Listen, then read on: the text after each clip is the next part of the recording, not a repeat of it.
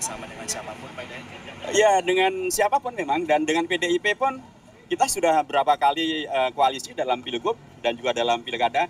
Dulu orang mengatakan antara PKB dan PKS itu ibarat minyak dan air. Ternyata kan kita bisa asik masuk gitu ya.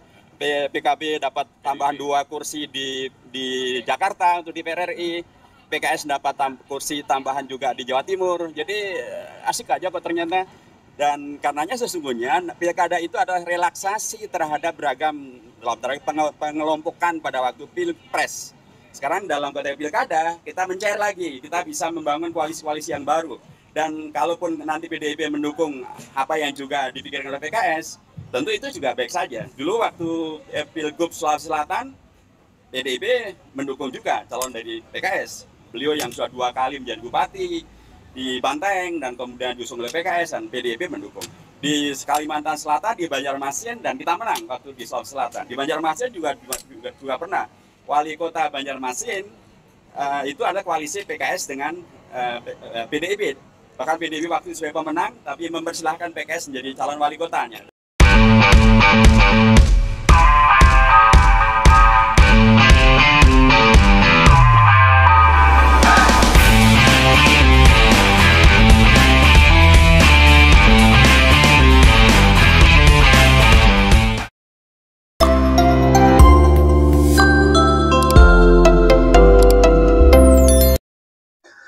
Assalamualaikum warahmatullahi wabarakatuh. Kawan-kawan sekalian, kembali kita berjumpa di Jejak Semesta 65. Semoga Allah Subhanahu wa taala, Tuhan semesta alam, senantiasa membimbing kita, melindungi kita, dan menolong kita dimanapun kita berada. Kawan-kawan sekalian, kembali kita hadirkan berita dan ulasan terkait dengan masalah Pilgub DKI Jakarta, di mana salah satu tokoh sentral sebagai calon gubernur itu Anies Rashid Baswedan. Beberapa waktu yang lalu, sebagaimana kita ketahui, yang bersangkutan yaitu Anies Rashid Baswedan telah dideklarasikan oleh Ketua DPW PKB Partai Kebangkitan Bangsa DKI Jakarta, dan Anies pun telah hadir menerima semacam rekomendasi dari DPW Jakarta untuk calon gubernur DKI Jakarta itu. Sebelumnya, saudara sekalian, sebagaimana kita pernah juga sebutkan di beberapa video yang lain, bahwa DPW PKS juga telah mengusulkan Anies Rashid Baswedan ke DPP PKS. PDIP juga demikian, walau salah satu nama yang diusulkan ke DPP PDIP adalah Anies Rashid Baswedan. Sementara Nasdem sejak awal dia mengatakan bahwa bila Anies mencalonkan diri sebagai calon gubernur, maka dia menjadi prioritas utama dibanding kader-kader Nasdem yang lain. Walaupun demikian, dalam perkembangannya Nasdem seakan-akan mempersilahkan partai lain duluan, dan dia lebih banyak tidak memberi komentar tentang pencalonan calon gubernur di DKI Jakarta ini. Saudara sekalian, walaupun demikian, walaupun DPW partai-partai telah mengusulkan atau seperti PKB telah mendeklarasikan Anies Rashid Baswedan untuk maju sebagai calon gubernur DKI Jakarta, namun berbagai pihak termasuk pengamat masih meragukan apakah usulan-usulan dari DPW itu diterima oleh DPP atau tidak, termasuk PKB. Kita tahu bahwa banyak pengamat yang menganggap bahwa itu baru usulan DPW dan belum tentu disetujui oleh DPP atau Dewan Pimpinan Pusat Partai. Hari ini, saudara sekalian, sebagaimana dimuat oleh CNN Indonesia pada tanggal 18 Juni 2024, dikatakan bahwa Dewan Pimpinan Pusat Partai Kebangkitan Bangsa menyetujui usulan Dewan Pimpinan Wilayah DKI Jakarta tentang calon gubernur yang telah diumumkan beberapa waktu lalu DPW DKI Jakarta, yaitu Anies Rashid Baswedan. Saudara sekalian, saya kira suatu hal yang aneh, ya. Bukankah DPW maupun DPP itu juga suatu organisasi yang bersifat organik, sehingga tidak mungkinlah DPP itu tidak tahu menahu atau tidak mempersilahkan DPW-nya mengumumkan atau mendeklarasikan. Tentunya sebelumnya sudah ada green light setidak-tidaknya, atau telah ada persetujuan dengan DPP, ketua umum, sekjen dan sebagainya. Jadi hanya covernya saja seakan-akan itu masih dibahas oleh DPP, tetapi secara organisasi, secara internal itu sudah selesai. Demikian juga PKS, karena beberapa informasi yang kita tahu bahwa PKS hari-hari ini misalnya meminta supaya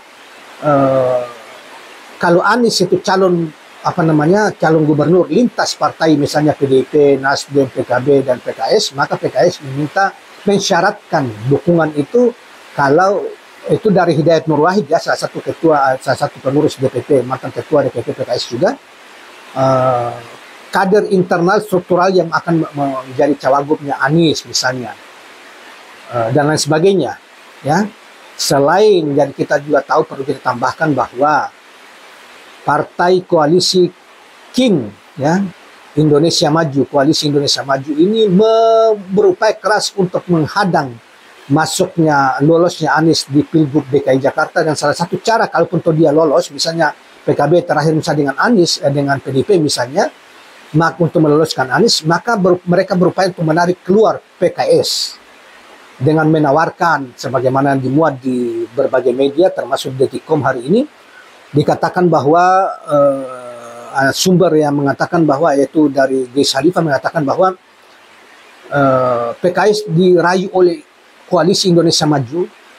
Pertama, diminta nanti dikasih wakil, yang penting jangan dukung Anies, mereka akan kasih cawagup dari kader PKS.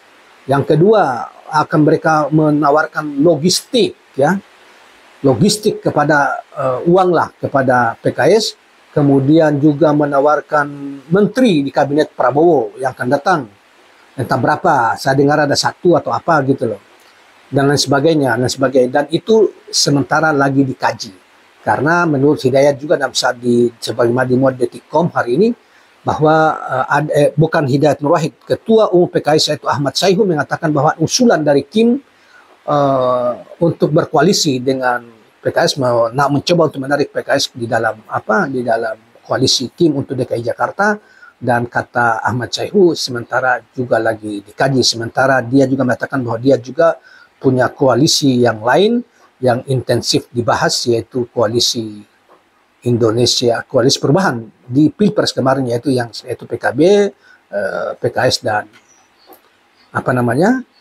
dan Nasdem, dan kini kalau DKI ditambah dengan dugaan kuat ditambah dengan PDIP, karena memang nama Anies juga telah diusulkan oleh DPD DKI Jakarta ke DPP PDIP.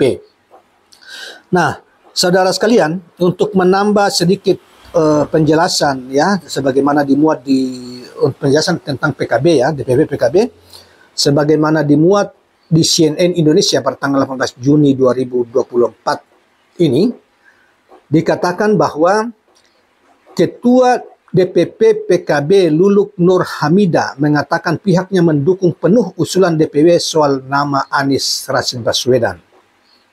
Jadi, kata dia, apa yang disampaikan oleh DPW PKB itu sebenarnya juga menyuarakan apa yang menjadi kehendak kita bersama.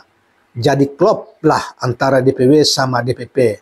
Nah, sebagaimana saya katakan tadi bahwa tidak mungkinlah DPW itu melakukan gerakan deklarasi sendiri tanpa semacam persetujuan dari ketua umum partai dan jajarannya di DPP ininya. Jadi para pengamat ini kadang-kadang aneh juga, pura-pura bodoh, atau dia memang bekerja sekadar untuk membangun opini untuk pihak yang lain tanpa mencoba menghadirkan analisa-analisa yang benar dan rasional. Selanjutnya dikatakan, jadi calon tunggal kan disebut begitu. Kalau untuk calon gubernur kita tidak menerima yang lain karena memang itu tempatnya Pak Anies Rashid Baswedan. Pihaknya juga menganggap Anies berhasil selama memimpin Jakarta di periode sebelumnya. Dikatakan secara langsung bahwa kalau PKB saja percaya beliau untuk memimpin Indonesia menjadi presiden, masa PKB ragu untuk mendukung calon gubernur Jakarta sebagai kota baru atau DKJ pada saatnya nanti? cetusnya menyinggung duet Anies Muhaimin Iskandar 2024. Luluk juga menilai Anies merupakan sosok yang memiliki integritas dan komitmen terhadap kemakmuran dan keadilan. Selain itu, baik PKB dan Anies, kata dia, juga masih sama-sama ingin membawa gagasan perubahan di Jakarta. Dikatakan selanjutnya, soal integritas, komitmen kepada kemakmuran, keadilan, dan juga kesetaraan yang selalu diusung oleh beliau. Dan tentu kita juga punya tema tentang perubahan. Bagaimana ini terwujud di Jakarta. Nah, ini terutama yang menjadi penguat untuk mendukung beliau.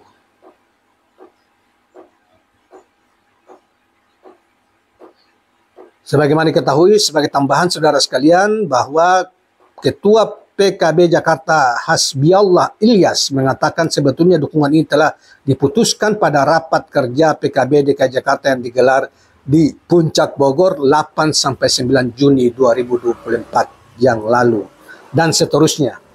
Nah, itulah kawan-kawan sekalian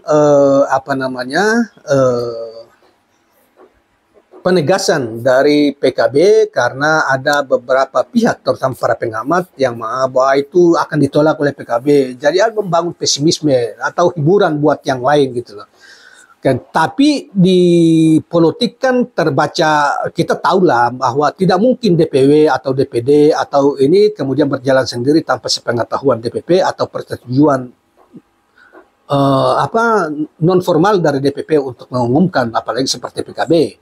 Walaupun Caimin sendiri misalnya berada lagi menunaikan ibadah haji hari ini di Makkah, tetapi saya kira sebelum pergi ke Makkah juga ada pertemuan dan diskusi, semua sudah selesai dengan Anies Baswedan, termasuk juga makanya kemudian disuruh PKB yang melakukan itu karena sesuai tingkatannya, dan tentunya ini sudah pengetahuan. Demikian juga PKS saya kira PKS tak mungkin lah, walaupun PKS hari-hari ini dirayu sedemikian, dirayu dengan uang, dirayu dengan jabatan, dirayu macam-macam oleh pihak yang lain. Memang pihak-pihak ini seperti yang kalau kita ini kan dengan Pak Jokowi, mohon maaf, maka sebetulnya ini sangat jelek citranya, karena Pak Jokowi kalau dia menolak seseorang, maka dia berupaya untuk menghalangi, seperti Anies ini melakukan berbagai macam cara dan norak gitu loh.